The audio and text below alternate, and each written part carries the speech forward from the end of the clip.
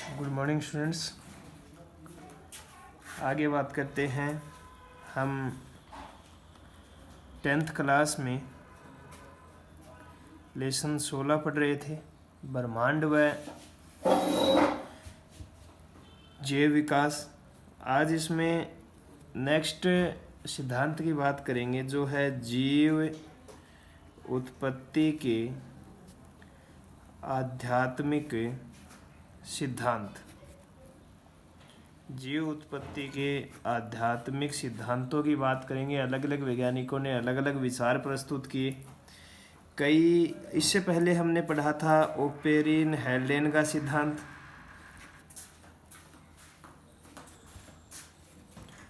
Oparin हेल्डेन का जो सिद्धांत था, कुछ युवा वैज्ञानिकों ने इसे मानने से इनकार कर दिया। इन्होंने कहा, युवा वैज्ञानिकों ने, कि जो आद्य सूप है, इस आद्य सूप में जन्मे प्रथम जीव ने अपनी ऊर्जीय आवश्यकता की पूर्ति हेतु अवायवीय श्वसन किया होगा। अवायवीय श्वसन किया होगा। ये बात युवा वैज्ञानिकों के मतलब कि युवा वैज्ञानिक इस बात से इनकार कर रहे थे कि आद्य सूप में जो प्रथम जीव उत्पन्न हुआ है, वो प्रथम जीव क्या कर रहा है? अवायवीय श्वसन कर रहा है।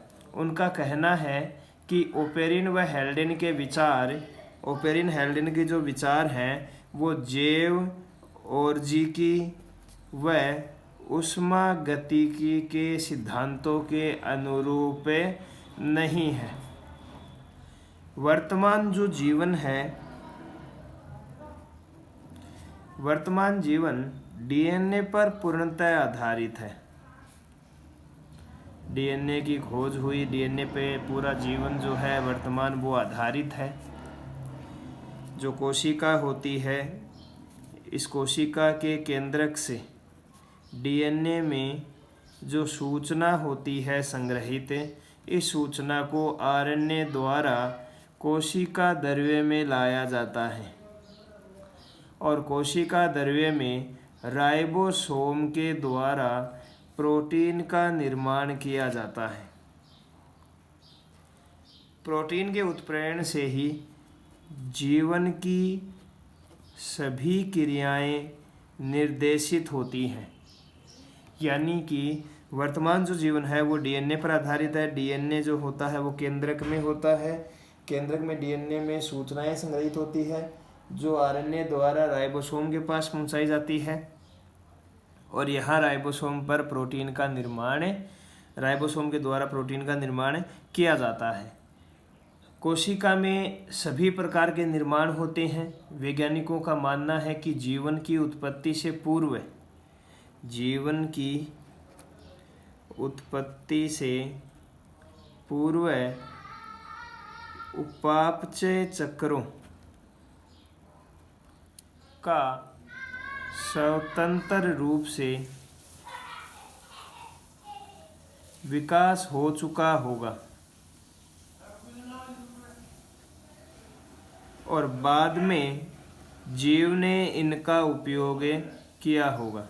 इन्होंने कहा कि पहले उपापचय चक्रों का निर्माण हुआ होगा, किस प्रकार से उपापचय चक्र चलेंगे, और उसके आधार पर बाद में जीव ने इस उपापचय चक्र का उपयोग किया होगा।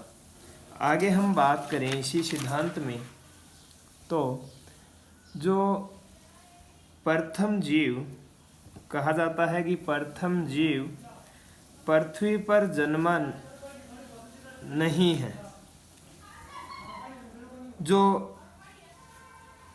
जीवन है वो अंतरिक्ष से सूक्ष्म बीजाणुओं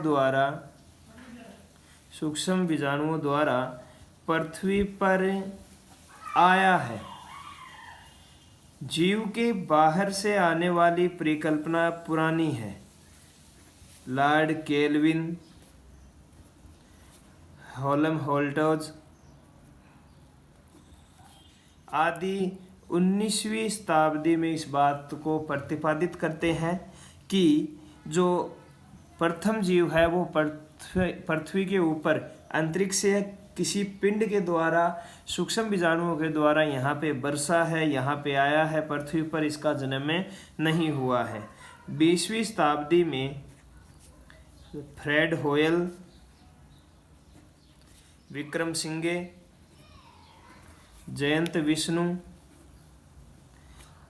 आदि वैज्ञानिकों ने भी तथ्यों के साथ में इस पुरानी परिकल्पना को नया रूप दिया, पर आद्य सूप ओपेरिन और हेल्डेन के जो परिकल्पना है उसके मुकाबले में यह जो विचार है यह अधिक वजन नहीं ग्रहण कर पाया, यानी कि अधिक दिनों तक ये परिकल्पना नहीं चल पाई कि जो जीव है वो पृथ्वी पर नहीं जन्मा है बल्कि बाहर से अंतरिक्ष से कहीं सूक्ष्म बीजाणुओं के रूप में आया है।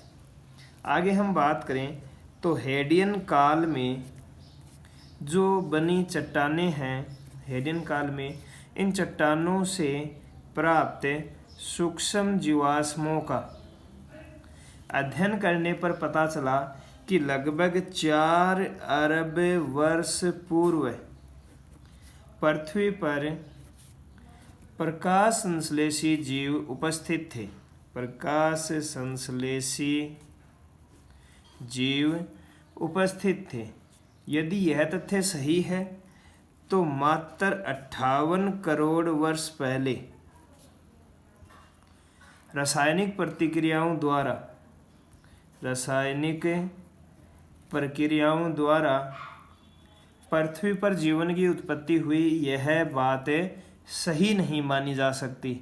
ऐसे में पृथ्वी पर जो जीवन है वो बाहर से ही आया है, यह विचार क्या होता है, सही लगता है, क्योंकि ओपेरिन हेल्डेन ने बताया कि 58 करोड़ वर्ष पूर्व रासायनिक प्रक्रियाओं द्वारा जो जीवन है, जीवन की उत्पत्ति हुई है। लेकिन हेडियन काल में जो चट्टानें हैं उनसे पता चलता है जीवाश्मों से कि 4 अरब वर्ष पूर्व भी प्रकाश संश्लेषी जीव उपस्थित है, यानी 58 करोड़ वर्ष के अंदर पहले प्रथम जीव की उत्पत्ति नहीं हुई, क्योंकि 4 अरब वर्ष पहले भी तो प्रकाश संश्लेषी जीव थे।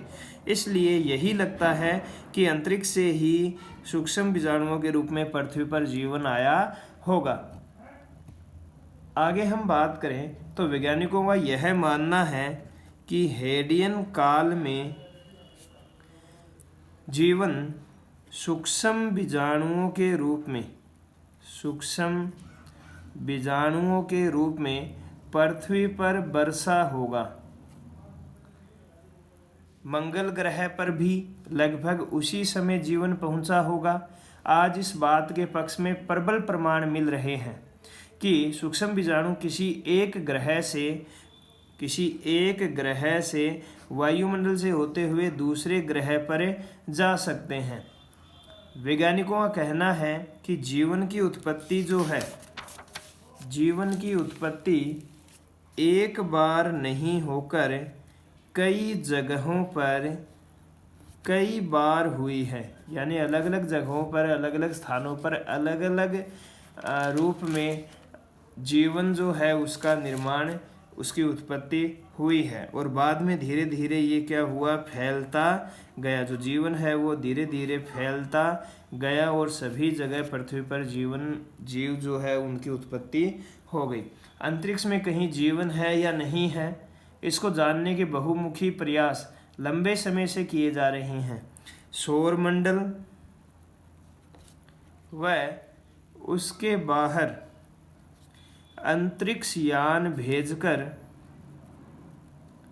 सूचनाएं एकत्रित की जा रही है और ये पता लगाया जा रहा है कि अंतरिक्ष में कहीं जीवन है या नहीं है। पृथ्वी पर गिरने वाली जो उल्काएं हैं इनमें एलियन के अस्तित्व की खोज हो रही है।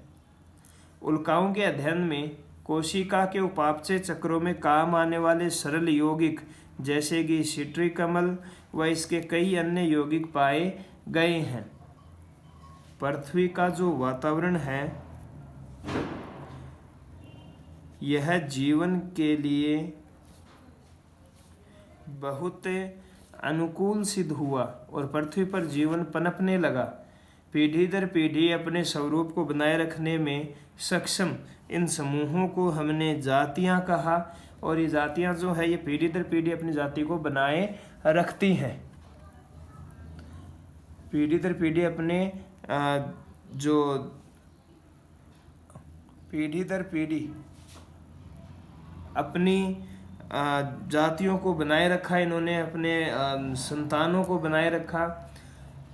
हमें अगर पृथ्वी पर बात करें तो 3 लाख के लगभग वनस्पति जातियां, 12 लाख के लगभग जंतुओं की जातियां और 10 लाख के लगभग सूक्ष्म जीवों की जातियां पाई गई हैं। नई जातियों के बनने के साथ साथ कुछ जातियां नष्ट भी होती गई, जैसे कि डायनासोर नष्ट हो गए, इसी प्रकार डोडो पक्षी नष्ट हो गया। और कुछ जातियां जो है जैसे कि घरेलू चिड़िया है, गोरैया है, ये विलुप्त के कगार पर या विलुप्त होने का खतरा बढ़ गया है। तो इस प्रकार से कुछ जातियां नई बनती जाती है, कुछ जातियां नष्ट होती जाती है, विलुप्त होती जाती है। इसके कारण ये संतुलन बना हुआ है। और वातावरण जो पृथ्वी है उसके ऊपर जो जीवन है ये कहाँ से आया है, इस बात की कन्फर्म पुष्टि अभी भी नहीं हुई है, खोज चलती जा रही है। जैसे स्वामी विवेकानंद ने कहा था कि जीवन की उत्पत्ति किस प्रकार से हुई है, ये इसका जवाब, इस प्रश्न के जवाब कई बार दिए जा चुके हैं और आगे भी कई बार दिए जाएंगे।